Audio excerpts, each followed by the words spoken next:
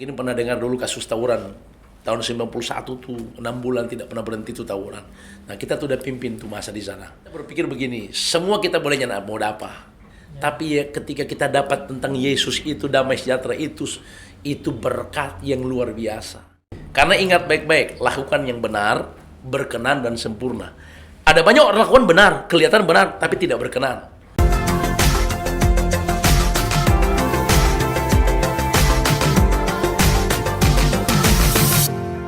Pondok Cerita. Shalom sahabat cerita dimanapun Anda berada. Senang sekali saya Gere Gerardo boleh kembali hadir di hadapan Anda. Dan kali ini kita kehadiran tamu yang begitu istimewa, seorang pelayan Tuhan yang terkenal akan pelayanan di jalanan, Bapak Ibu Saudara. Dan tentu saja sangat menarik dengan timnya yang luar biasa. Nah, tidak berlama-lama lagi kita sambut Pastor Jerry Sanger. Oke, halo Pastor, apa kabar? Luar biasa. Luar biasa, apa lihat dari muka bersinar-sinar. Wah, luar biasa.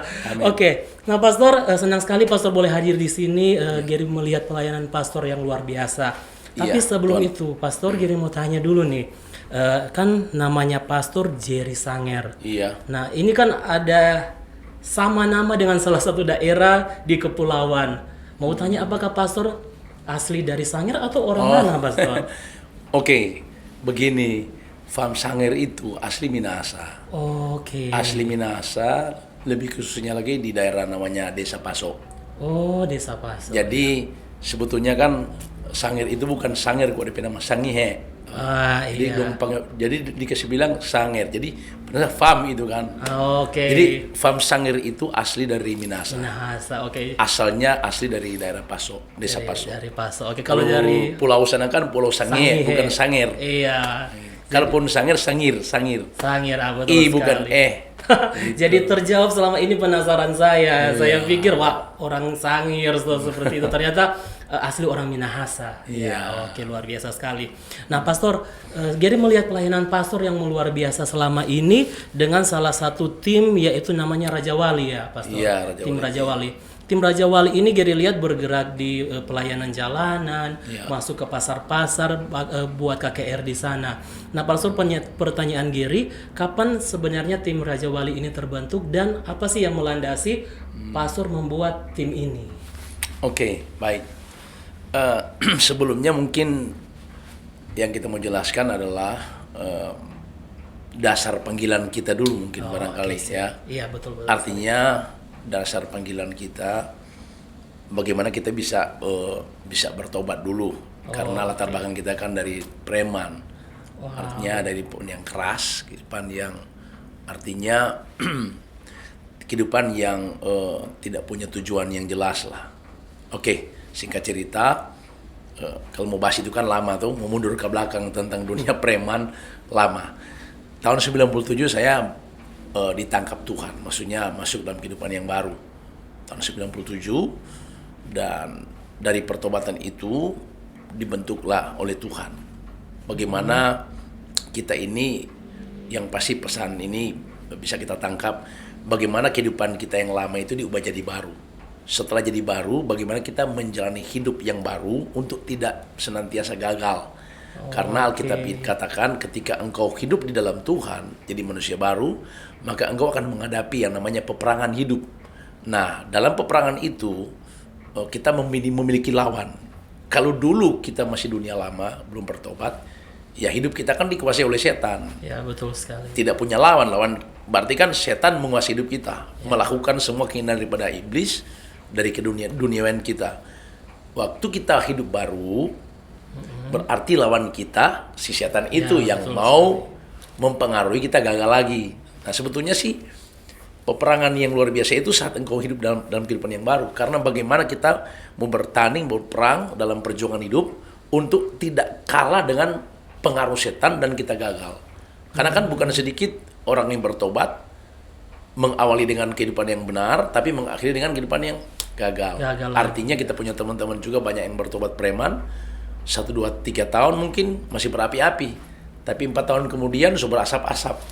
So jatuh ulang maksudnya. Berapi-api berakhir dengan berasap-asap. Karena so jatuh lagi. Ya, iya, sayang Itu yang penting dulu. Toh. Iya, betul sekali. Nah, dari kehidupan itu yang saya dapatkan kehidupan yang baru, disitulah kita dibentuk oleh Tuhan. Bagaimana pembentukan ini? Apa kita mau maju atau mundur? Nah, proses pembentukan inilah yang perlu harga yang dibayar. Bagaimana kita meresponi terus? Karena waktu kita bertobat hidup baru kan dibentuk, diproses Tuhan di semua yang namanya kehidupan kita yang lama itu yang kita miliki itu ditanggalkan semua, kesombongan, keangkuhan. Kalau dulu kan di preman, kepala geng gitu kan dipanggil-panggil bos. Iya. Nah, ketika sudah bertobat, nggak ada lagi yang begitu. Yang panggil bos lagi. Jadi semua tanaman-tanaman yang bukan dari Tuhan, yang ada peraturan kehidupan itu dicabut semua. Nah, itu dicabut itu yang kita mau bertahan, mau kuat, dicabut semua tuh keinginan-keinginan atau apa yang berdiam pada orang ini, apakah mampu atau tidak? Oke, dan Pastor, nah kan tadi pertanyaannya tentang tim Raja Wali, tapi tadi Pastor sudah sempat mengungkit masa lalu, dan itu menarik untuk saya sebenarnya. Nah, mari kita bahas dulu yang itu ya, Pastor. Nah, waktu itu Pastor bilang Pastor mantan preman. Nah, bagaimana sih prosesnya sampai tuh Tuhan tangkap Pastor? Tadi Pastor bilang Tuhan tangkap. Begini, mujizat yang besar atau mujizat yang dahsyat itu bukan orang lumpuh berjalan, bukan orang buta melihat, tapi hati orang berbalik kepada Tuhan, itu mujizat. Nah, pertanyaannya adalah bagaimana saya bisa bertobat, bisa berbalik kepada Tuhan? Itu karena mengalami satu proses. Bagaimana saya mengalami ketakutan. Jadi sebetulnya kalau pribadi kita tidak mau bertobat, kita tidak mau jadi pendeta, kita tidak mau jadi penginjil. Tidak mau karena bukan cita-cita. Bukan cita-cita Pastor. Nah, kan tidak mungkin kita artinya pertobatan itu saya bilang begini, mujizat yang besar. Jadi yang menginsafkan kita akan dosa, akan hidup kita yang lama itu adalah Roh Kudus. Tapi lewat cara Tuhan dengan proses yang saya alami, yaitu ketakutan. Jadi kita 6 bulan itu mengalami ketakutan hidup. Ketakutan itu begini. Kita lihat sekarang sedang dialami oleh banyak umat Tuhan ketika corona masuk. Itu kita alami. Ketakutan jiwa itu begini. Ketakutan jiwa itu orang bilang asam lambung begitu toh. Padahal itu bukan asam lambung, itu panggilan. Kita itu tidak bisa tidur nyenyak.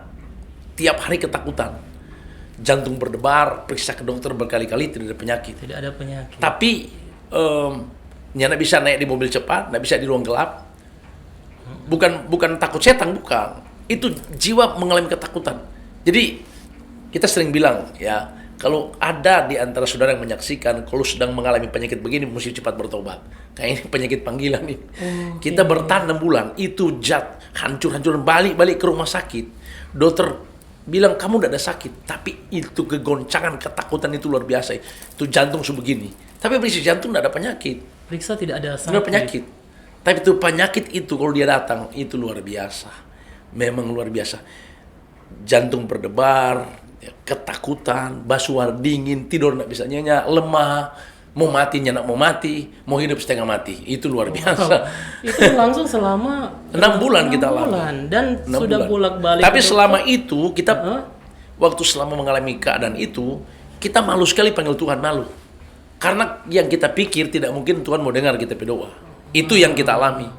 Terasa terintimidasi dan iblis bilang tidak mungkin karena Tuhan mau dengar karena berdoa, gitulah. Tapi saat itu kita tidak pernah lupa di titik balik. Tahun 97 hari Kamis malam jam 12 malam bulan November. Itu kita tidak pernah lupa. Kita tinggal di Karombasan. Persis kita di tempat jadi kepala dinas perpajakan, maksudnya mantan pajak pajak sini. Iya. Di situ kita betul-betul dalam keadaan kritis, ketakutan, kegoncangan, dan kita pikir kita sudah mau mati.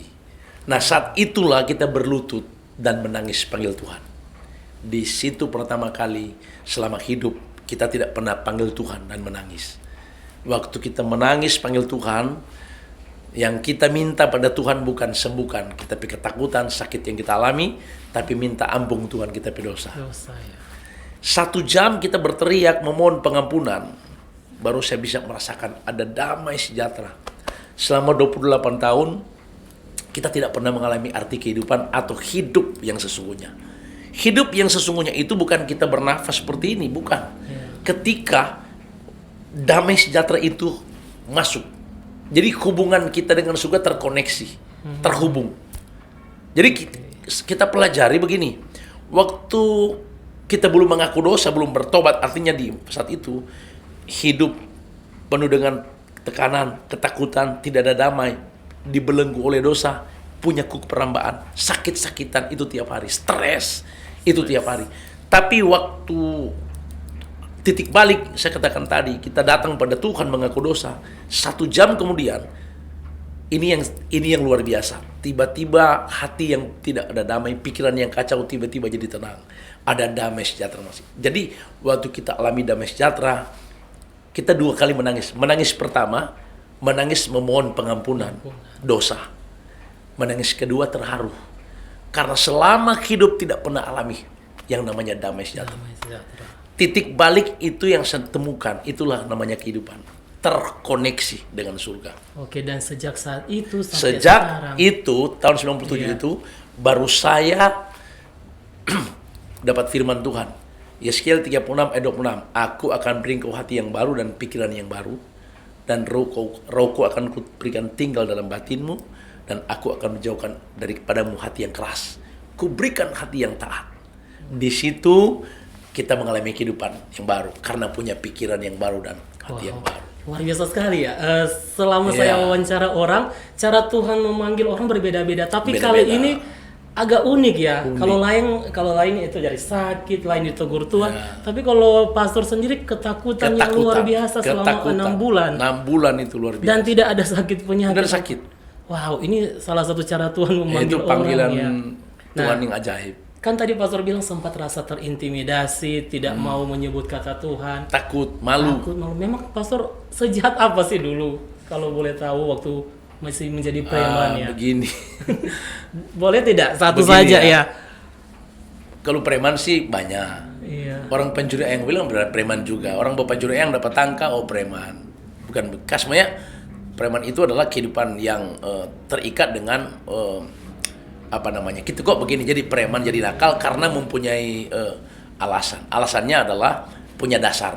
Kita pernah mengikuti latihan kungfu dan tenaga dalam. Nah, jadi dari mempunyai modal bela diri kungfu dan tenaga dalam, itu yang membuat kita jadi nakal. Dan akhirnya lari ke tambang. Nah, di tambang kan tahu sendiri. Orang-orang di tambang itu orang-orang yang bilang putus-putus kam. Ya, memang nyenak batato. Karena di tambang kan nyenak lihat tato, lihat nyali, orang bilang. Iya. Nah, kalau hidup di tambang itu sama dengan seorang sepuh kalau mau bakalai. Di tambang itu mati tidak ada urusan karena hukum rimba. Di tambang itu bukan sedikit yang mati, tapi tidak ada urusan karena hukum rimba. Nanti di kobong baku bage baru ada hukum. Maka kalau di utang baku bunuh ada urusan. Nah, orang hidup di situ lama. Jadi itu nyali itu memang dong bilang jadi Mr. X 1x1, nggak pernah takut. Nggak pernah takut. Jadi situlah jadi pimpinan geng, masuk ke Manado, di situ kita bilang kita jadi pimpinan geng di Karombasan.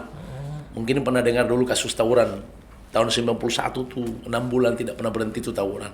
Nah, kita tuh udah pimpin tuh masa di sana. Tiap hari karena punya modal nyali tuh. Jadi artinya kalau bilang nyali itu berarti nggak pernah takut. Tapi ketika Tuhan mau tangkah, Tuhan kasih ketakutan.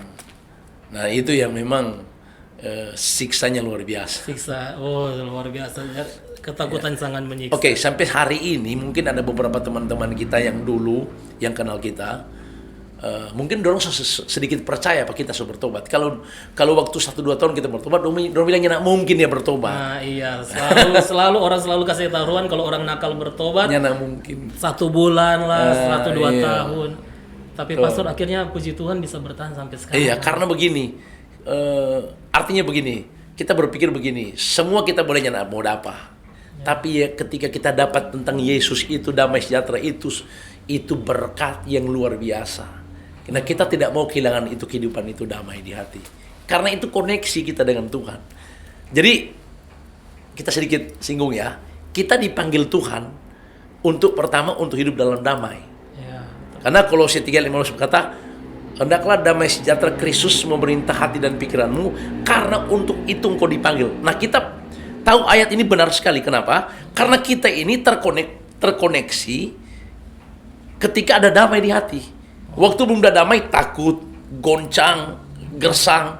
Nah, waktu kita bertobat minta ampun pada Tuhan, tiba-tiba ada damai sejahtera. Itu koneksi. Jadi makanya Tuhan bilang kalau engkau kehilangan damai berarti error. Hidupmu error. Kalau kehilangan damai Mulai error. Mulai error. Iya. Cepat-cepat berbalik. Iya. Oke, luar biasa sekali. Itu yang saya miliki. Wow, damai yang Tuhan berikan melampaui Iya. segala akal ya. Oke, dan Pastor akhirnya bagaimana nih? Akhirnya Oke. sampai keputusan Pastor membuat tim Raja Wali ini. Nah, oke, kita masuk di situ sekarang. Waktu berjalan, kita ikuti pertobatan kita. Nah, begini, Tuhan kasih kita kelaparan dan kehausan untuk cari Tuhan lewat ibadah. Jadi semua ibadah yang kita di Manado ini, mau KKR, ibadah kolom, ibadah kom bapak, ibadah sampai ibadah anak-anak kita pergi. Wow. Itu memang luar. Kok ibadah kom ibu kita pergi? Sampai kom ibu. Iya, karena lapar. Salut, mau, luar biasa. mau dengar firman kan? Ah, iya. Satu kali kita di lorong bukit ada ibadah kom ibu, kita sudah di situ. Kuno bilang, nyong, ibadah kom ibu ini. Iya, market tetap ada firman Tuhan tuh mau sampaikan. Kita mau dengar firman, bukan mau lihat kom ibu. Nah, itu pengalaman. Terus kita cari setiap ibadah KKR di mana-mana, kita kejar terus karena memenuhi tapi kehausan, kelaparan. Haus. Nah, jadi yang itu dulu yang kita miliki, kelaparan, kecintaan untuk senantiasa membangun hubungan dengan Tuhan. Nah, waktu berjalan, saya dipanggil bergabung dengan salah satu pelayanan di Hosana dulu. Hosana Ministry itu dikenal. Ada tim namanya Timothy Tim namanya. Ini tim Timothy ini pelayan anak muda. Kita tergabung di situ. Orang yang panggil ke situ. Oke. Hanya kita bergabung di situ. Nah, setelah kita bergabung di situ beberapa bulan, beberapa tahun, akhirnya ada pemilihan ketua baru. Nah, terpikir kita diangkat jadi ketua di tim ini, Timothy. Oh, jadi diangkat jadi ketua. Nah, 3 tahun kita pimpin pelayanan tim Timothy, anak muda dari Yayasan Hosana. Baru pergantian lagi kan. Baru Tuhan kasih visi baru, bentuklah yang namanya pelayanan penuaian Raja Wali Tim 2013. Oh, tahun 2013. Ya. Jadi sebenarnya tim Raja Wali ini sudah lama sekali. 2013 Tuhan kasih misi untuk pelayanan Raja Wali Tim. Baru kita bergerak dengan pelayanan tim ini di desa-desa, penjara-penjara. Oh, jadi dulu sempat masuk di penjara-penjara, Oh, lama. di desa-desa ya. Pelayanan penjara, semua polsek, penjara-penjara sesuai utara sampai LP-LP orang masuk lewat wadah ini. Jadi awalnya dari Ya. situ dulu ya, penjara-penjara. Betul, teman-teman kita di penjara orang kunjungi. Jadi Raja Wali Tim ini sudah bergerak di situ. Pelayanan misinya adalah pelayanan penjara, rumah-rumah sakit, dan pelayanan misi penginjilan di desa-desa. Oke. Baru pelayanan ke atas mobil-mobil, di atas dalam bus. Oh, Ya. ada yang di Ada. dalam bus. Iya, kita. Wow. Sebenarnya kalau penginjilan jalanan kita sudah lakukan sejak dulu. Oke. Waktu belum pandemi. Ini kan kok penginjilan jalanan, nanti sebentar kita jelaskan kenapa ada penginjilan jalanan. Sebelumnya kita sudah lakukan. Dulu kita dengan tim ini pakai toha, kompi di pasar-pasar, pi di terminal-terminal, pusat-pusat kota, kompi bataria, menginjil. Itu sejak dulu. Tapi tidak pakai musik. Oh, Bataria sendiri di sana. hanya khotbah. Iya, khotbah. Baru kita naik di bus jurusan Manado, Amurang, Manado Bitung, Manado Tomohon, toh. Naik di bus orang tim, ada tim doa, baru kita berdiri di oto, kok berkhotbah di oto. Khotbah. Oh Jadi, iya. contoh sepanjang jalan dari Manado ke Bitung kurang lebih 1 jam lebih. Iya. itu pastor Menyanyi khotbah. dulu tuh, Oh, ibadah wow. dulu, menyanyi ibadah. Setelah itu kita khotbah. Luar Nah, biasa. gitu. Sayang sekali saya tidak sempat merasakan ada di bus itu ya. Wah, iya. Tidak sempat bakudapa. Nah, kalau tuh orang pelayanan ibadah kan, biasanya kalau ibadah kan panggil orang sesama kita ibadah Kristen tuh. Malah kalau di oto semua agama di situ. Iya, semua Kecuali kan di Balumpah. Iya. Boleh lari tuh. Wah, keren-keren Itu luar saya biasa. lakukan. Oke, nah dan akhirnya Pastor, kalau sekarang saya melihat Pastor itu lebih banyak memilih untuk pelayanan di jalan-jalan. Nah, saya sempat ketemu berapa kali ada di Ruko, waktu itu saya juga lihat di Pasar Gerian, di Winenit, dan semua itu mengambil lokasi di pinggir jalan atau di depan toko. Nah, Pastor, kenapa Pastor memilih ladang itu untuk saat ini? Oke, begini saya jelaskan ya. Sebelum pandemi 2020, kami tim Raja Wali itu sudah KKR dalam skala KKR kerjasama dengan pemerintah dan yayasan dengan gereja-gereja lokal. Kami bawa musik lengkap, bikin bangsal. Bang ini ada kita tim juga satu, itu orang pengalaman. Jadi kami bikin KKR itu di bangsal-bangsal lapangan-lapangan dengan tema suara akhir zaman. Itu 4 tahun. 2018, 2017, 2016, 2015, 4 tahun terus berkeliling di Sulawesi Utara, tapi ibadah tertutup di tempat tertutup. Itu maksudnya kumpul masa, sistem KKR. ya bikin undangan. Itu berputar, rally namanya, rally KKR. Nanti berhenti waktu pandemi masuk. Jadi waktu pandemi 2020, semua jadwal-jadwal kita dipending karena sudah bisa berkumpul masa kan. Iya, betul. Masa nak berkumpul. Nah karena itulah kita doa Tuhan kasih misi baru, turun ke jalan-jalan. Karena pandemi sudah untuk kumpul masa banyak, baru kita bikin baru. Tuhan bawa kita di pelayanan terbuka, tidak kumpul masa, bikin KKR, bukan alat besar, cuma alat yang kita bawa, baru bikin kayak. Jadi pelayanan penginjilan jalanan itu berawal daripada terhentinya kami di penginjilan rally KKR, kumpul masa, Tuhan kasih misi baru, turun ke jalan-jalan tempat terbuka. Gitu. Di mana pertama kali Pastor ingat? Pertama kali di Modo Inding. Tahap pertama. Tahun 2020 awal masih masa pandemi, itu pertama kali di Pasar Modo Inding. Tahap pertama.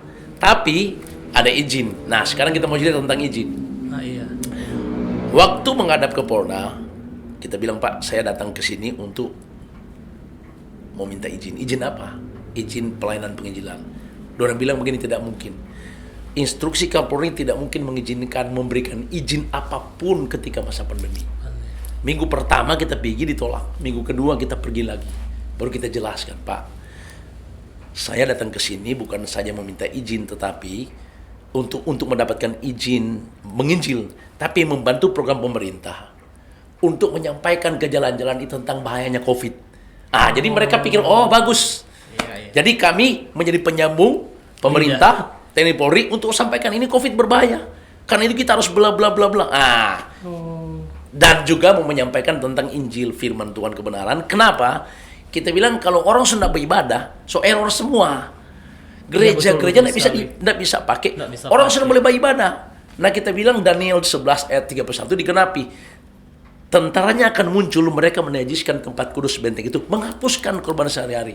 Nah korban sehari-hari kan ibadah. Iya, betul. Terhapus karena sudah ibadah. Iya, ditutup waktu itu. Ya, disitulah saya diberikan izin. Mulai di situ diberikan izin 1 tahun izin. Di situ kami bergerak. Tahap pertama di Modo Inding. Terus orang berputar terus sampai sekarang sudah 339 tahap. Luar biasa. Luar biasa ya. Apakah Tuhan itu membukakan ketika gereja mulai ditutup, ternyata Tuhan mau kasih suatu visi dan misi yang luar biasa. Misi baru lagi kepada Bapak untuk bisa memberkati. Bahkan Bapak menangkap bahwa ketika gereja-gereja sudah mulai tutup, nggak bisa beribadah kan? Bergerak di jalanan. Pasar-pasar. Jadi 5 titik misi yang Tuhan kasih di masa pandemi. Pasar, terminal, pelabuhan, tengah kampung, pusat-pusat kota. Oke, pusat-pusat dari kota. tahun 2000 awal sampai sekarang sudah 337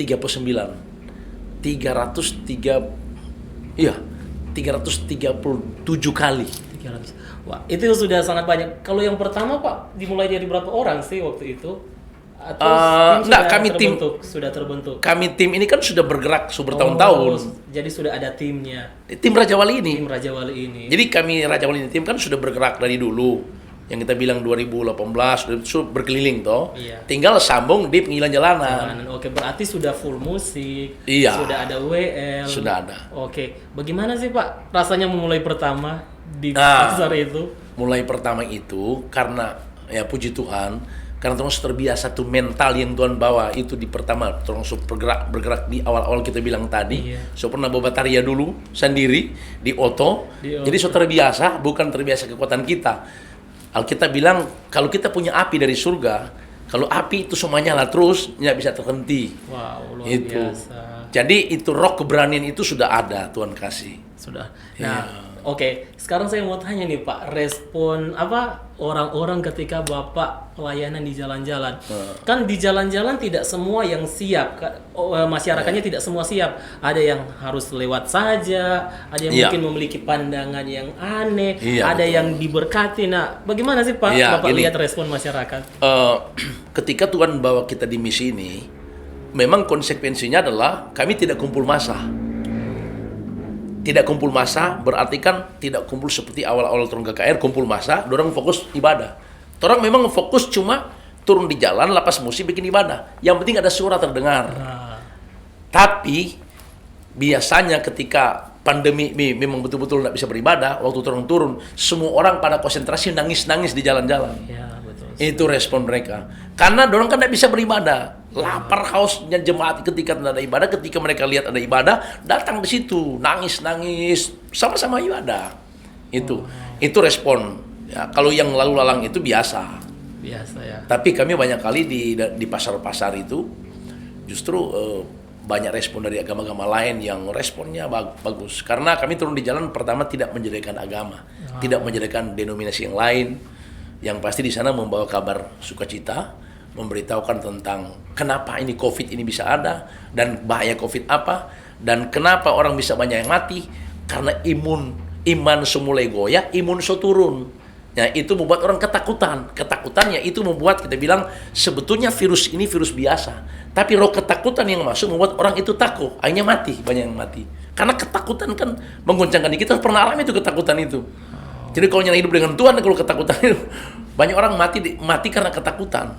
Mati karena ketakutan. Iya. Oh iya betul. Kalau di Kegoncangan jiwa kan. Iya, karena banyak lo yang mati lebih drop karena takut. Takut. Karena orang pikir ini COVID berbahaya.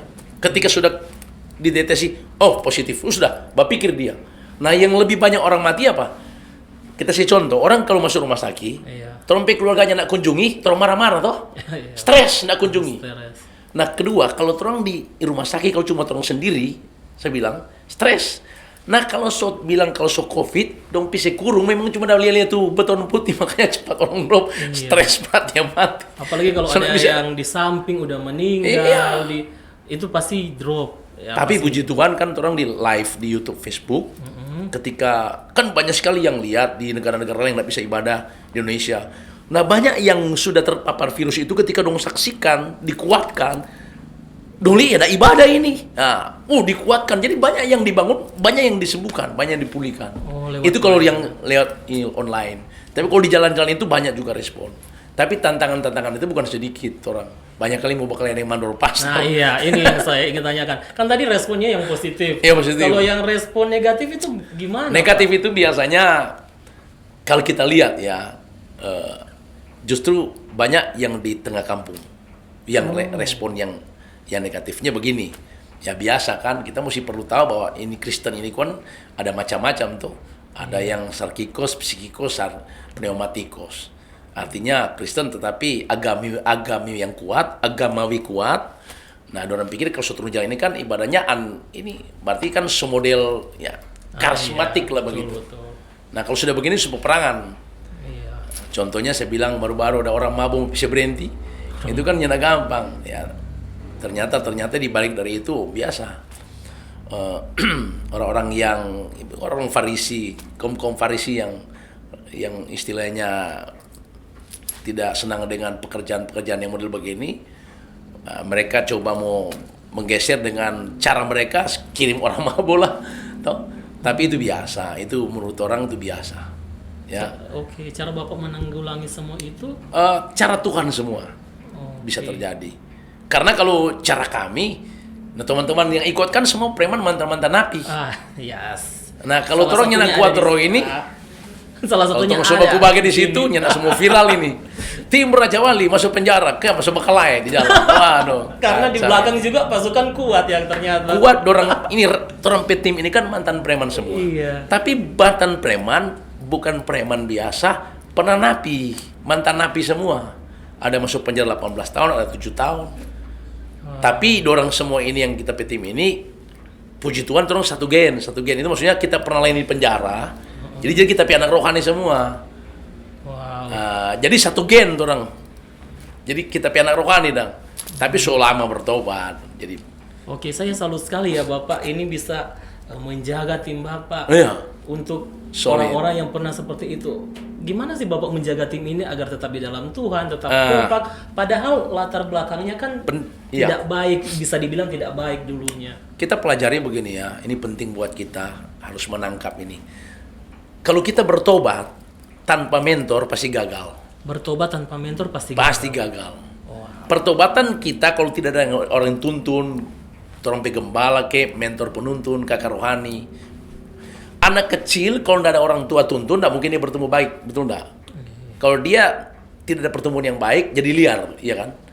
Nah, waktu kita bertobat, kita belajar punya mentor. Mentor itu adalah guru kita yang selalu menjaga, menasihati. Nah, dorong semua ini yang kita punya teman-teman, dorong pe mentor apa kita? Dorong pe guru lah istilahnya tuh. Nah, jadi kenapa orang kuat? Karena satu gen, satu perintah, satu roh. Nah, maaf ya, kalau pelayanan itu, kenapa banyak perpecahan terjadi? Karena masing-masing tim baku apa dari latar belakang yang berbeda-beda, dari proses yang berbeda-beda, dari mungkin ada yang tidak punya mentor, ada yang punya mentor, yang dorong punya mental itu kadang belum teruji. Makanya ketika baku kikis di tim, bakal keluar pecah. Oke. Nah, kenapa? Maaf, karena Tuhan mempersatukan kami tim, sehingga kami tidak mudah berai, tidak mudah berantem, karena satu gen. Dorang kan dorang mentor kita istilahnya, betul, anak dan rohani. Anak rohani. Jadi tetap orang sama-sama. Wow. Nah itu proses ada, proses pembentukan ada, pengikisan. Apalagi kan kalau bilang pelayanan begini, iblis mau coba bikin orang bikin gagal, baku marah istilahnya, baku toki. Tapi karena orang satu gen, dia cepat dipulihkan. Wow. Nah pengalaman kita lihat kalau pelayanan lain, contoh bangun pelayanan bersama, bergerak bersama-sama. Setelah bergerak bersama-sama, contoh personil ada 50. 1 bulan pertama masih kuat. 3 bulan kemudian ketika baku proses mulai baku marah, mulai pecah. Sama. Ini kasus biasa. Gereja-gereja lokal juga begitu. Ketika baku tak salah, pecah lagi. Berdiri gereja lain, berdiri yayasan lain. Jadi itu biasa itu. Oke. Cuma bagaimana mau menjaga supaya tetap kuat, tidak mudah goyah. Tetap kuat, tidak Itu. mudah goyah. Yang penting satu gen. Satu gen. Satu gen dan Satu geng dulu.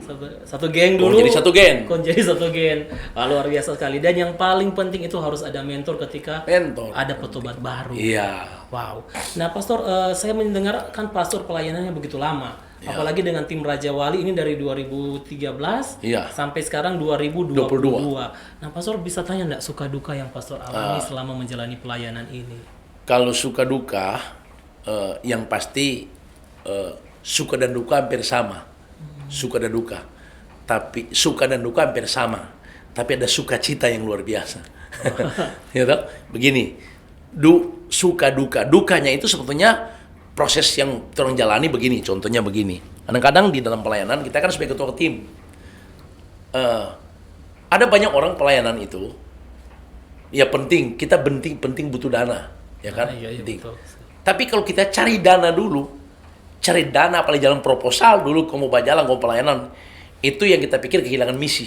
Berarti orang-orang seperti itu tidak punya misi. Orang bergerak ini dia peduka.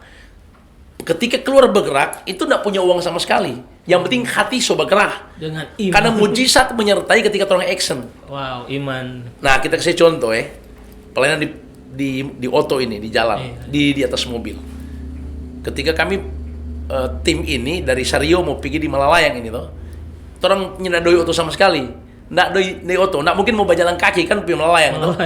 Jadi waktu mau bergerak kita cuma dapat petunjuk aja, bergerak saja, mujizat pasti menyertai. Orang pene oto ada 5 orang, naik di muka, Sunai Oto. langsung naik badola oto.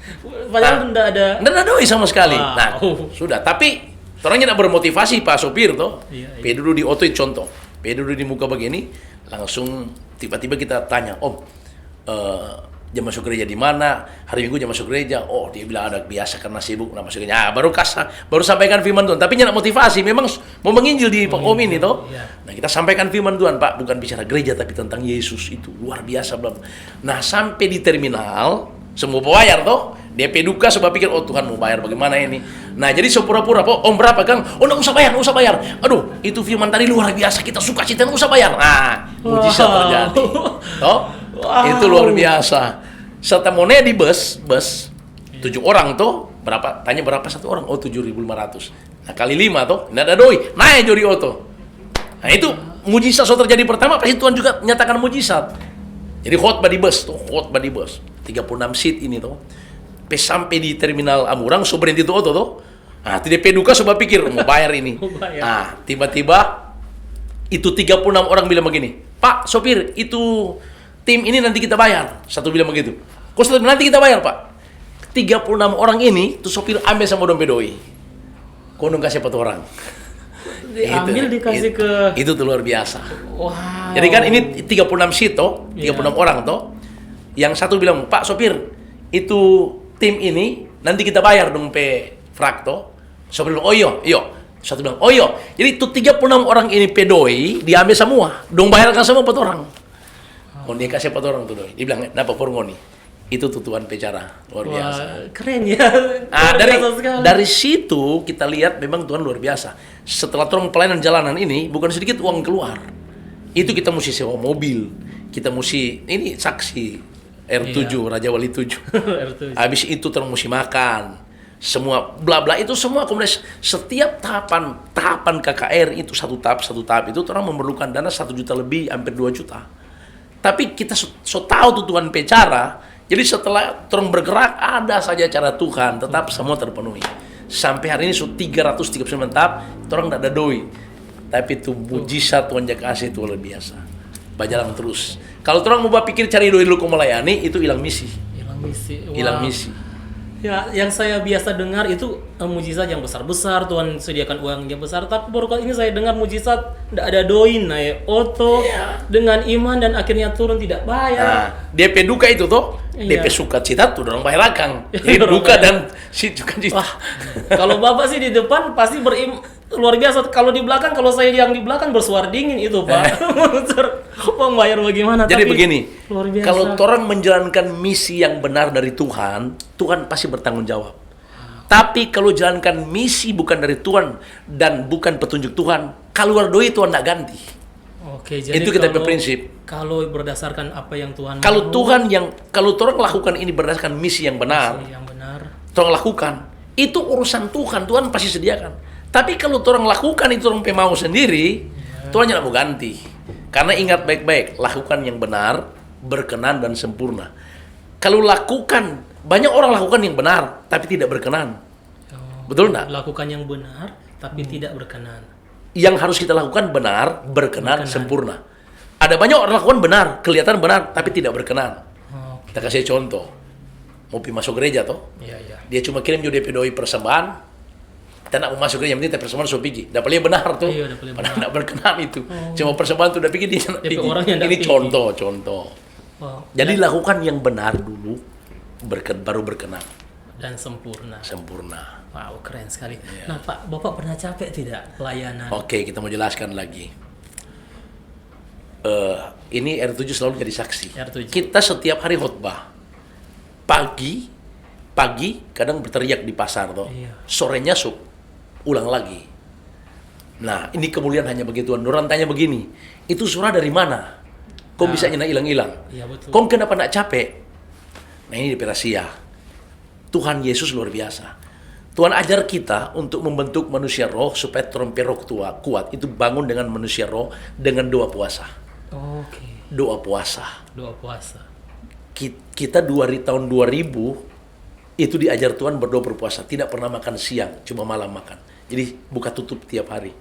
Setiap hari. Setiap hari. Dari tahun 2000 kita berpuasa sampai sekarang, sudah 22 tahun. Itu yang membuat terompe mesbaro itu jadi kuat. Tuhan ajar begitu. Jadi untuk terompe roh kuat, bangun dengan kekuatan dari dalam. Doa dan puasa. Alkitab katakan jenis ini tidak bisa diusir kecuali dengan doa dan puasa. Dan itu Bapak praktekkan sampai Tiap hari. sekarang. Tiap hari. Tiap ya? hari puasa. Wow. Sudah 22 tahun. 22 tahun tiap hari puasa. Iya, sampai sekarang kita belum makan. Wow. Tapi ini semua cara Tuhan. Jangan ikut kita. Itu karena cara Tuhan. Keren sekali, wow. Iya. Saya sangat diberkati loh dengan kesaksiannya Bapak dengan Pastor. Nah, luar biasa. Nah, Pastor, Tuhan luar biasa. saya berbicara tentang komitmen nih. Ya. Kalau berbicara komitmen, bisa sampai sejauh ini, apa yang membuat Pastor sampai tetap terus bertahan? Oke. Komitmennya? Itu luar biasa. Yang membuat orang bertahan sebetulnya bukan komitmen, bukan. Api yang ada. Oke. Nah, jadi bagaimana itu api ini tetap menyala? Itu komitmen, harus bikin menyala. Wow. Nah, kalau sudah itu menyala, berarti orang misi yang Tuhan taruh akan jalan. Itu pasti. Kalau kita berkomitmen, kita komitmen akan melayani begini, komitmen bisa gagal. Komitmen bisa iblis curi. Dengan proses datang, orang komitmen bisa bubuyar. Tapi kalau api itu menyala terus, tompero menyala, nyenak mau tak berhenti. Kita kasih contoh kadang kan kita tiap hari mulai, tapi kan kadang kosong. Iya. Nah kalau terus sebangun mes, berdoa puasa 1 hari itu, kan itu api semua nyala. Betul. Nah mesti selalu di mana ini kadang-kadang? Iya. Itu kadang-kadang kalau berapi-api. Nah, kalau sebegitu kadang-kadang kalau kita di lift begitu, kok so takurung orang situ, semuanya itu roto, tak semua bilang awas hati-hati, Tuhan semua datang ini, semua harus siap.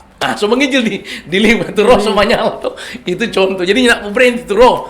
Jadi kalau roh semua nyala, orang nyenatan kalau akan melayani, karena punya panggilan di situ. Tapi kalau tuh api nyak menyala, minyak berkurang, pasti kita komitmen pasti hilang. Komitmen pasti hilang. Jadi yang paling penting itu api itu harus terus Api. menyala. Makanya Alkitab katakan, biarlah rohmu menyala-nyala dan layani Tuhan. Kalau orang api rohnya nak menyala, tong pelayanan mau melayani Tuhan itu pasti nak punya misi yang jelas. Makanya ketika kita melayani bukan dengan api, itu yang kita bilang bergerak kelihatan benar tapi tidak berkenan. Jadi didasari dulu dengan itu, baru kita akan lakukan misi itu, misi dari Dan Tuhan. salah satu cara pastor menjaga api itu tetap menyala adalah dengan doa puasa. Nah, itu mesbah doa puasa dan pujian penyembahan firman Tuhan. Itu. Wow, luar biasa. Dan semua ini bukan kekuatan kita, cara Tuhan.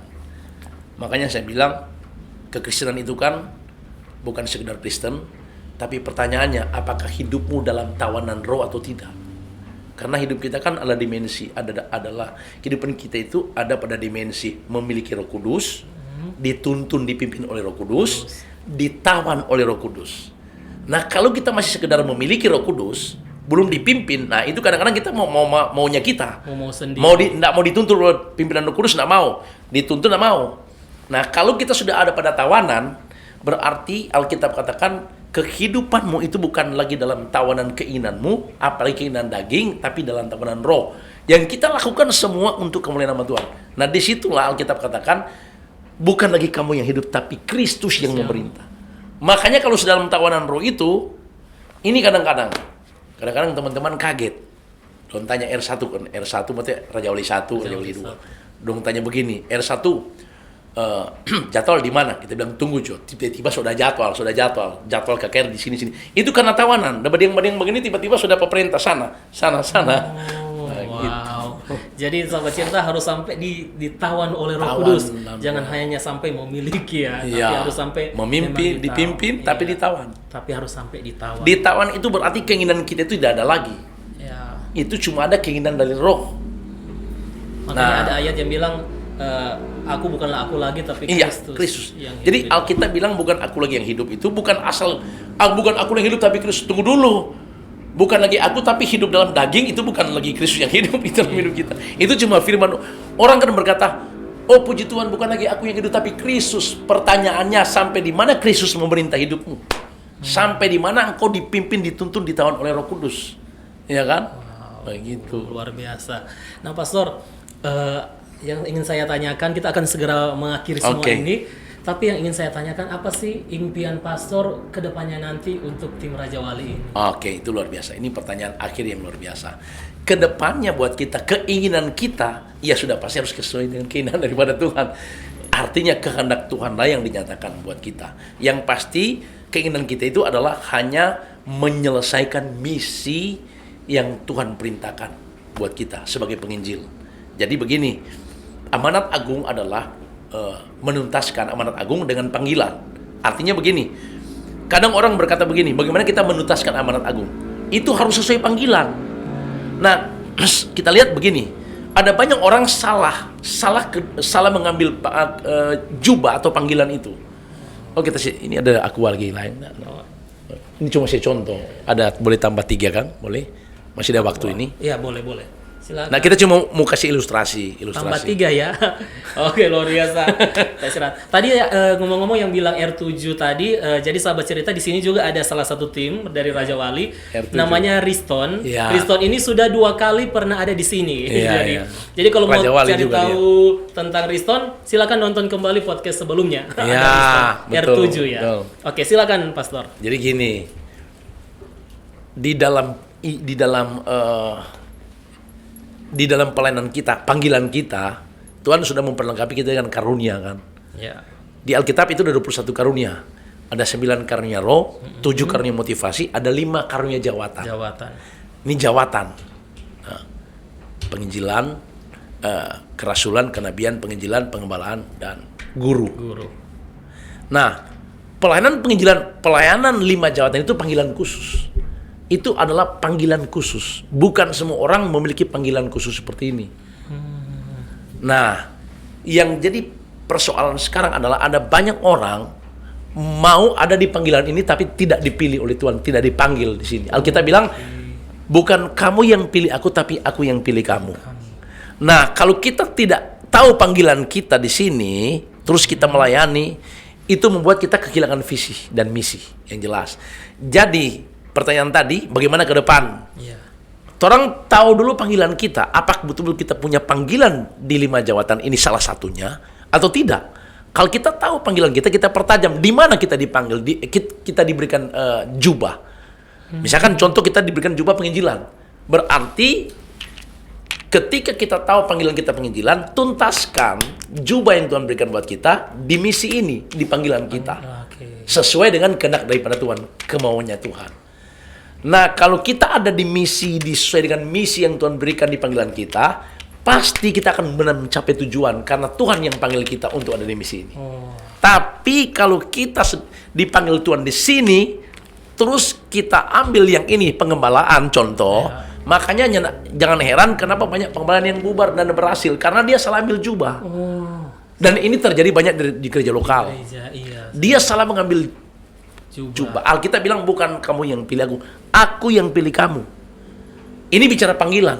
Tapi ada orang tidak memiliki panggilan ini, dia mau bergerak di sini. Makanya dia bergerak tanpa peluru dan senjata. Karena tidak diperlengkapi. Karena harus diperlengkapi.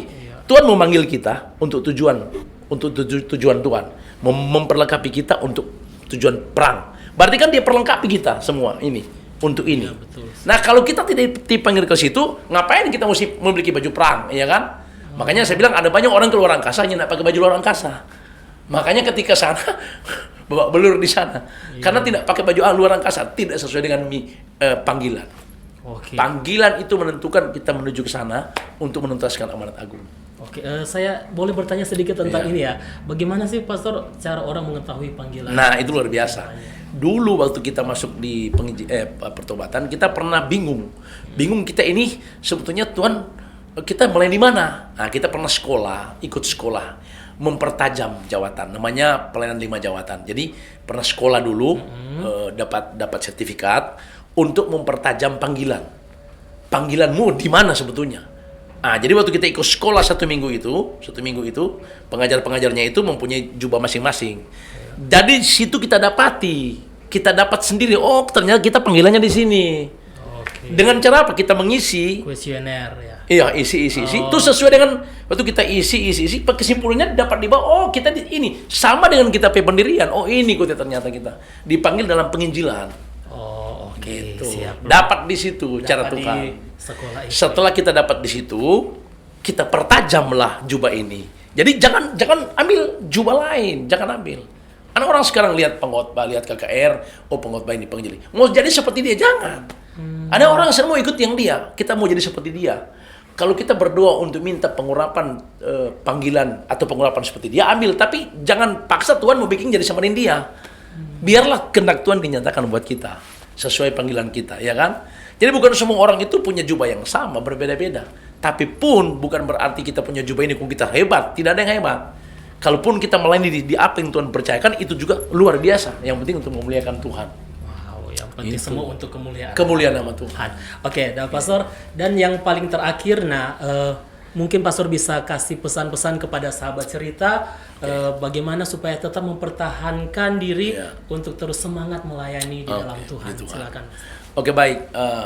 Yang paling penting buat kita menangkap pesan ini lewat Pondok Cerita, bahwa ketika saya diundang di sini dan ada banyak pertanyaan, saya membagikan kepada saudara sekalian bahwa yang paling utama penting kali dalam hidup kita ini bagaimana kita berada pada panggilan Tuhan buat kita. Kita ada di situ, kita pertajam di situ, dan kita ada di situ untuk menyenangkan hati Tuhan. Bukan nanti jadi penginjil, jadi pengkhotbah, bukan. Dari semua yang kita dipanggil oleh Tuhan, Tuhan memberikan kita masing-masing talenta karunia untuk kita berkarya di situ. Intinya adalah jadikan hidup saudara itu berarti bagi orang lain. Dengan cara Tuhan kita memuliakan Tuhan, melayani Tuhan dengan cara Tuhan. Muliakanlah Tuhan. Banyak cara memuliakan Tuhan. Yang pasti adalah temukan hidupmu ada di tempat yang benar, pada sumber yang benar. Jadi ada di tempat yang benar, pada sumber yang benar. Itu paling penting. Di tempat yang benar, sumber yang benar, dan memandang pada sumber yang benar. 3 hal penting buat kita. Ada di tempat yang benar, berada pada sumber yang benar. Itu paling penting. Jadi di tempat yang benar, sumber yang benar, kita tahu kita berada pada sumber, pada jalannya Dia, dan kita melakukan kehidupan kita itu untuk menyenangkan hati Tuhan di tempat yang Tuhan persiapkan. Oke, luar biasa sekali. Nah, Pastor, terima kasih banyak sudah hadir di sini, dan ini daging semua yang kami terima yang sangat memberkati. Saya diberkati, tim-tim yang ada di sini juga diberkati, dan saya yakin sahabat Pondok Cerita juga pasti diberkati, dan tetap semangat Pastor dalam pelayanannya. Saya doakan semakin banyak jiwa yang terpanggil dan diberkati lewat pelayanan Pastor. Oke. Nah, sahabat cerita, demikianlah podcast kita pada hari ini. Saya rasa sahabat cerita juga pasti diberkati oleh kesaksian dari Pastor Jerry Sanger tadi, dan yang pasti tetap jaga api kita untuk terus berkobar-kobar di dalam Tuhan. Dan akhirnya sahabat cerita yang ingin mengirim permohonan doa bisa kirim di nomor yang ada di bawah sini. Dan akhirnya saya Gary dan Pastor Jerry Sanger pamit dari hadapan Anda semua, dan sampai jumpa di podcast selanjutnya. Tuhan Yesus memberkati.